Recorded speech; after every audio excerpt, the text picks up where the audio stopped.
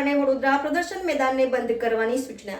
શહેરના પ્રદર્શન મેદાનમાં બે ફન પાર્ક ચાલી રહ્યા હતા, જે આજે વડોદરા મહાનગરપાલિકાના સ્થાયી સમિતિના ચેરમેન ડોક્ટર શીતલ મિસ્ત્રીએ વિઝિટ કરતા ફન ગ્લાસ નામના ફન પાર્ક પાસે જરૂરી પરવાનગી, ફાયર, એનઓસી, કલેક્ટર કચેરીની પરવાનગી સહિતની જરૂરી પરવાનગી ન હોય તેને તાત્કાલિક અસરથી બંધ કરવાની નોટિસ આપવામાં આવી હતી।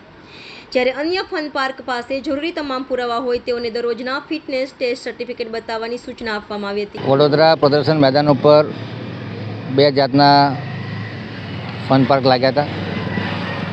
જે ફન બ્લાસ્ટ કરીને ફન પાર્ક હતો એ લોકો પાસે કોઈ સ્ટેચ્યુટરી પ્રોવિઝન પ્રમાણેના licensing, safety measures, fire NOC વગેરે હતા નહીં। આથી એમને નોટિસ આપી અને તાત્કાલિક અસરથી બંધ કરવાની સૂચના આપવામાં આવી છે। આગળ જે ફન પાર્ક છે એના સ્ટેચ્યુટરી પ્રોવિઝન પૂરા છે અને એ લોકો પાસે તમામ પ્રકારના ફિટનેસ છે। એ લોકોએ કલેક્ટર અને પોલીસ કમિશનરને એફિડેવિટ કરી અને તમામ જવાબદારી કોઈપણ જાતની જાનહાનિ કે કશું પણ થાય, નુકસાન થાય એની જવાબદારી એમની રહેશે। પોતે એમની પાસે ટ્રેન સ્ટાફ પણ છે, પરંતુ ફન બ્લાસ્ટમાં આ પ્રકારની કોઈ જાતની સવલત એ લોકો પૂરી પાડતા ન હતા।